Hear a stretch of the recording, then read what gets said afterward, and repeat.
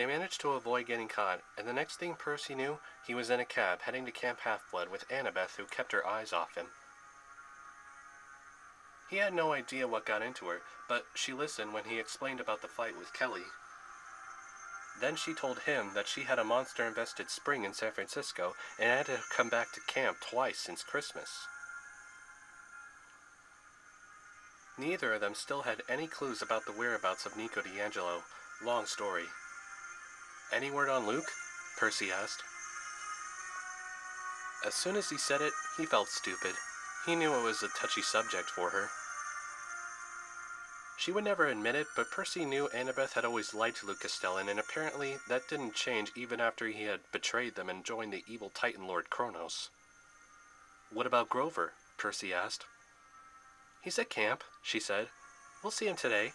He's not having much luck lately, with the search for Pan, that is." Percy borrowed Annabeth's phone to send his mom a voicemail explaining what happened. He told her he was fine, and she shouldn't worry, but he was going to stay at camp until things cooled down. And he asked her to tell Paul he was sorry. Usually demigods try to avoid using phones since the broadcast attracts monsters, but this was important.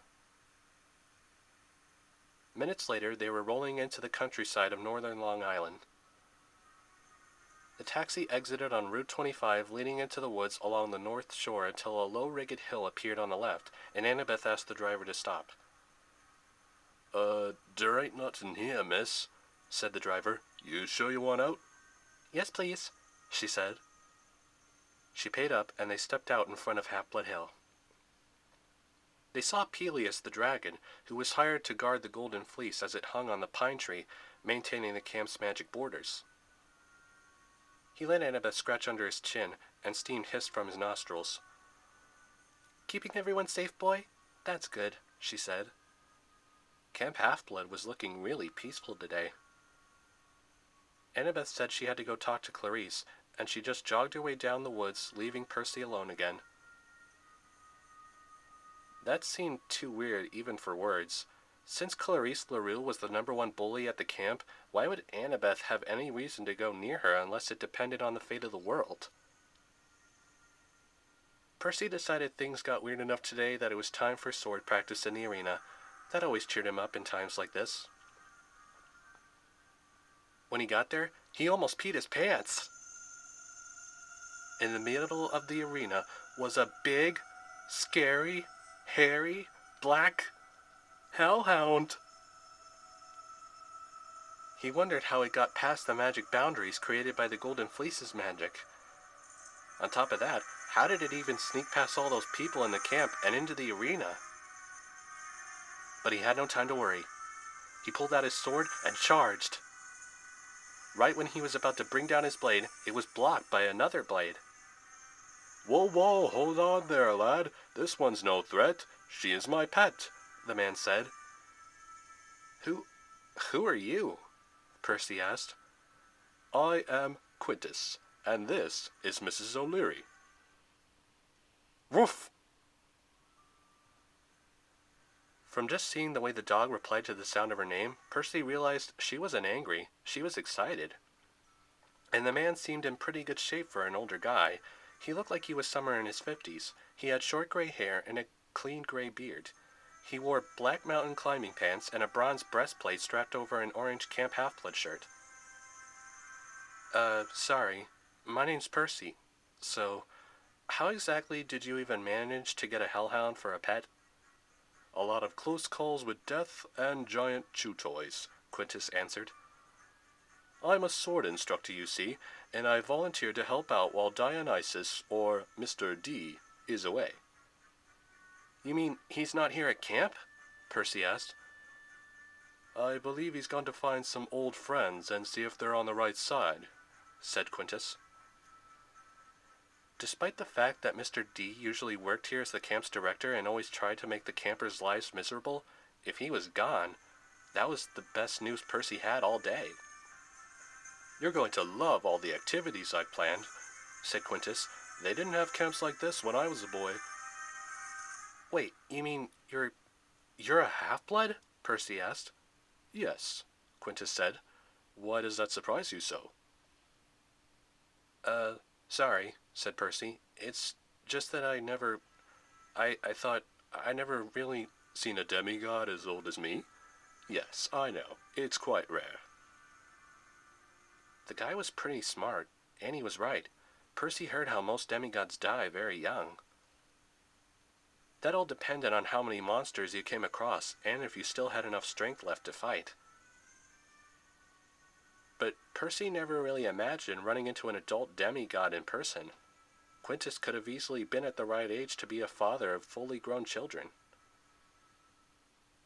We're not all the big subject of a big prophecy, you know, Quintus said.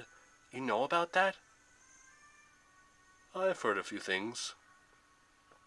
Percy wanted to ask more, but something on Quintus's neck caught his eye. A strange mark, a purplish blotch shaped like a quail with folded wings. It seemed burned right onto his skin. Before Percy could ask about it, Chiron appeared behind him. Ah, Percy, there you are. I've been looking for you, he said. I see you've met our new instructor. Quintus, do you mind if I borrow Percy? Not at all, Master Chiron.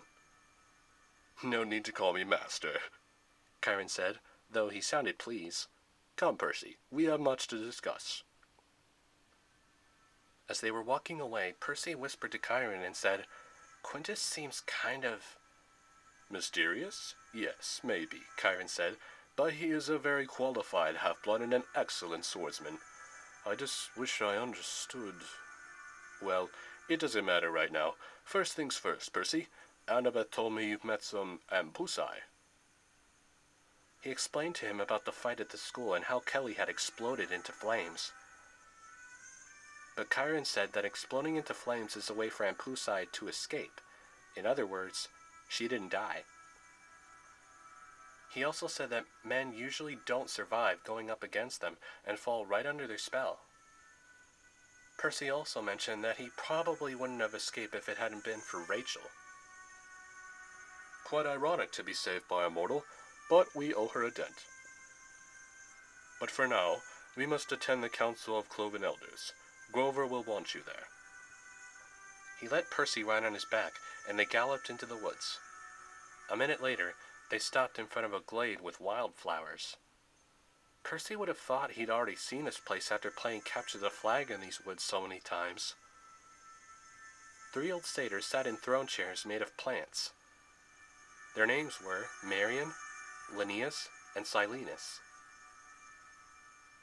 Grover stood in the middle and seemed to be telling them a story.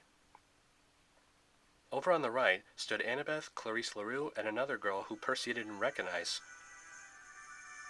Then Percy realized that this girl wasn't human. She was a nymph, a tree nymph, or a dryad, as they called him. But why was she crying? Annabeth looked at Percy, and she mouthed the words, "Grover's girlfriend." Or at least that's what Percy thought she said.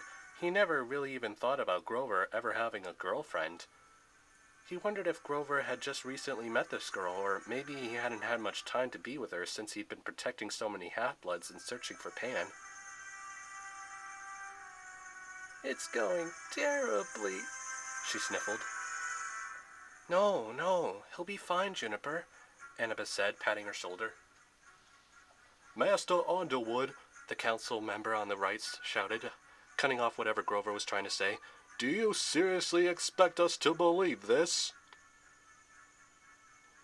"It's the truth, Silenus," Grover said. Percy remembered he was an honorary member of the council, but he never thought about it much. He wasn't sure why Grover looked so nervous.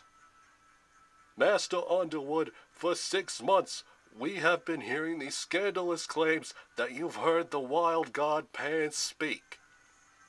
"But I did," Grover said.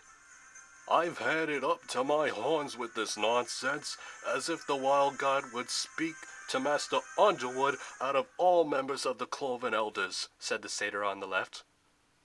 Juniper looked like she wanted to charge the old satyr and beat him up, but Annabeth and Clarice held her back. "Wrong fight, girl," Clarice muttered. Percy didn't know what was more surprising, Clarice holding someone back from a fight, or the fact that she and Annabeth, who despised each other, almost seemed like they were working together. For 6 kicking months, Silenus continued, we have indulged you, Master Underwood. We let you travel. We allowed you to keep your searcher's license. We waited for you to bring proof of all your preposterous claims. And what have you found in 6 months of travel? I just need more time, Grover pleaded. Nothing, the elder in the middle chimed in. You have found nothing. But Linnaeus. Silenus raised his hand to silence Grover. Then the 3 old satyrs muttered and argued among themselves, but then Chiron walked up to them and said something which they didn't look too happy about. But Silenus took a deep breath and said, Master Underwood, we will give you 1 more week. What? But sir, that's impossible. 1 more week. If you cannot prove your claims, it will be time for you to pursue another career. Something to suit your dramatic talents. Public theater, perhaps, or tap dancing? But, sir, I can't lose my searcher's license my whole life. This meeting on the council is adjourned, Silenus said, and now let us enjoy our noonday meal. Grover walked dejectedly to Percy. Well, that went well, Grover muttered. Oh, Grover, they have no idea how hard you've been trying, said Juniper. There is another option, Clarice said darkly. No, please, Grover, I won't let you, Juniper said. I'll have to think about it, Grover said, but we don't even know where to look. What are you talking about? Percy asked. But then they were interrupted by a loud horn in the distance. That's a signal for cabin inspection, Annabeth said. I'll fill you in later, Percy. We have to get back. It seemed unfair to have to do cabin inspection when he just got to camp, but it was just that time of the day. Every afternoon, a senior council member came around with a papyrus scroll checklist. Best cabin got shower hour, which meant hot water guaranteed. Worst cabin got kitchen patrol after dinner. As the only member of Cabin 2, Percy had to worry about cleaning the cabin all by himself. The cleaning harpies came to clean up the cabins every year, but that was only at the end of summer break. So the Poseidon cabin was probably the same when Percy left it after he visited during winter break. But as soon as he dashed inside, he got a surprise visit from Tyson. Percy! As soon as he saw Percy, he dropped his broom and ran up to him and gave him a godly-sized bear hug. Tyson clapped happily. Yay! Now we can fight monsters together, and we can visit Annabeth, and we can ride fish ponies, and eat peanut butter, and make things go boom! Okay, but first we have to worry about cabin inspection, said Percy. All cleaned up, Tyson said. Percy didn't notice at first, but it was true. There wasn't a speck of junk or misplaced belonging anywhere. Even the fountain in the corner was shiny. And hanging on the wall was the shield Tyson gave Percy last summer. The shield was badly damaged back in the winter, but now it looked as if it never had been. All the pictures of Percy's adventure with Tyson and Annabeth in the Sea of Monsters were polished and gleaming. You fixed it, Percy said. Percy had no idea how to thank him. Then somebody behind him said, Oh my! Selena Beauregard was standing in the doorway with her inspection scroll. She stepped inside, did a quick twirl, then raised her eyebrows. Well, I had my doubts, she said, but you cleaned up nicely, Percy. I'll remember that. She winked at him and left the room.